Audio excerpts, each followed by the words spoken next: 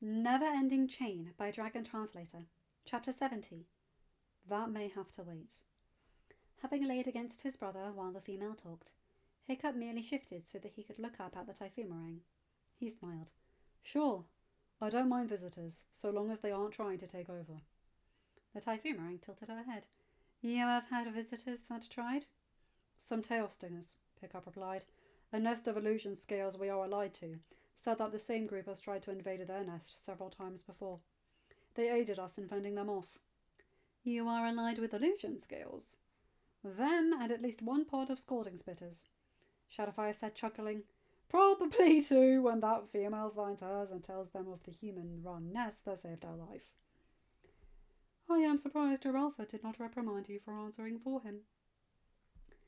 Hiccup's head lifted, his eyes narrowed, and the thing within him arose at the tone in the female's voice. I don't have to be the one to answer everything, he said. I trust them. They know they are free to speak their minds. They let me talk when the need arises anyways. The female blinked. A human that knows what honour and humility means. I never thought I would see the day. Hiccup frowned. I meant no ill by that statement, young Alpha. I simply have never met a human like you before. Most humans I have met have tried to kill me. It's been 300 years since that monster first sent a raiding flock and started that war, Fishleg said. It will take time, much time, for the PSR Alpha brought to become the norm. You speak with wisdom, even if you do speak in one breath. Fishlegs rubbed the back of his neck and tapped 2 fingers from either hand against the other. The other dragons seem to think I'm an elder in training. That would explain the one breath thing. Hiccup chuckled as Fishlegs grunted. Hiccup turned to Gita, remembering that she had asked him a question. Go ahead and take the eel back. Tell Astrid we'll be home soon. Shadowfire backed away and bowed, wings spread. Gita bowed at the waist and then climbed into the saddle. Hiccup noted she carried the kettle and saw the bitten end of the eel Toothless threw up dangling over the side. He nodded.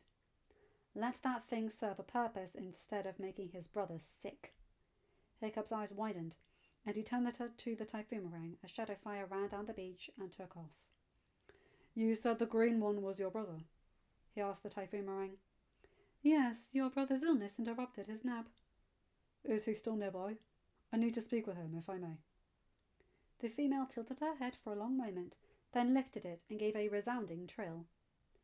One from behind the trees near the rock outcropping Moondust went to answered her.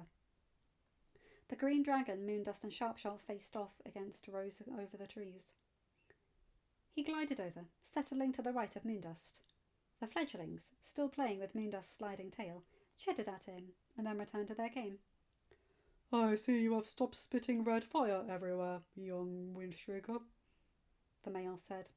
Hiccup's eyes narrowed, but the female typhoon's glare caused the male to bow his head. Be nice, brother, the female said. He ate a large waterworm in order to save his brother and his alpha.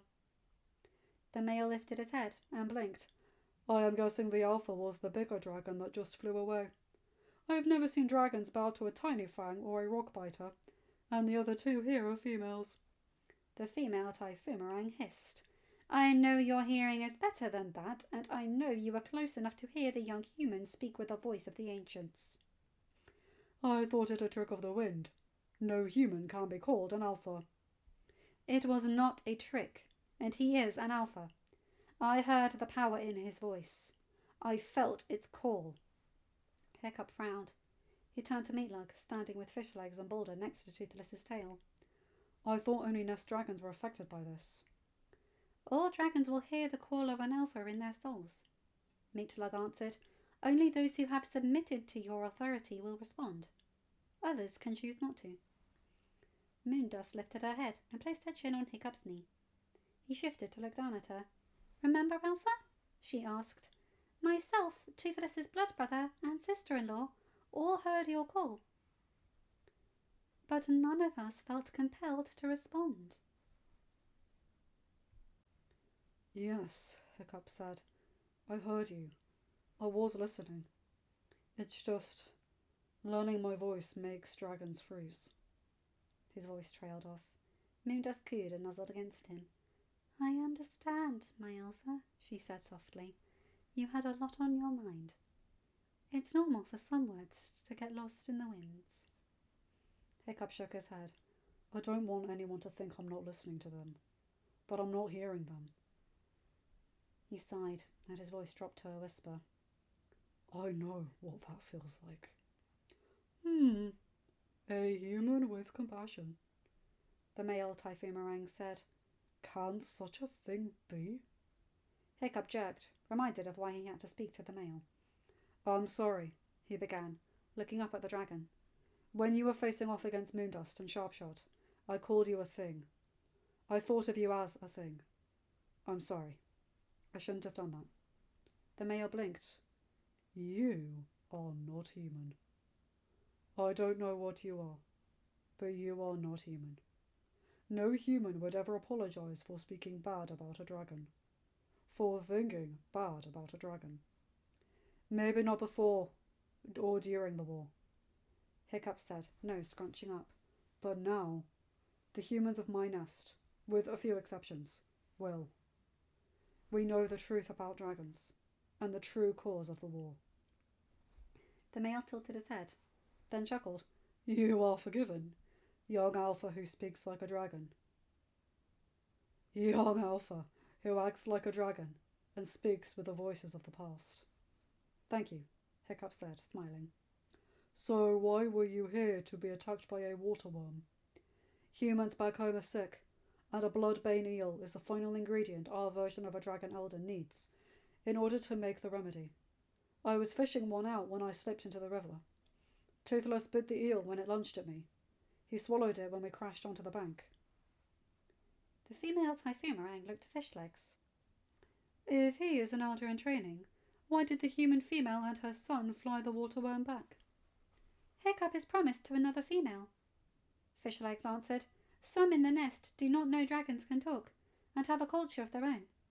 Nor do they know that Toothless and Sharpshot are Hiccup chaperones. They don't know he is the alpha of the nest, according to the dragons. They believe he is merely the son of the chief. Our version of a flock leader. Were Gita to remain and I fly the eel back, they could question things. And since one does not like Hiccup, might spread tales that he is dishonouring his intended. And our parents have placed a lot of trust in me, Hiccup added. I will not abuse that. Again, you show honour I had not seen humans show, the male typhoon said. The ancestors truly blessed us with your hatching. Hiccup coughed, rubbing the back of his neck. Lawkeeper said pretty much the same thing. You have said titles like Moondust, Sharpshot, Toothless, and now Lawkeeper, the female said. Young Alpha, I am curious. What do they mean? That may have to wait, the male said, staring down the beach and the ocean beyond.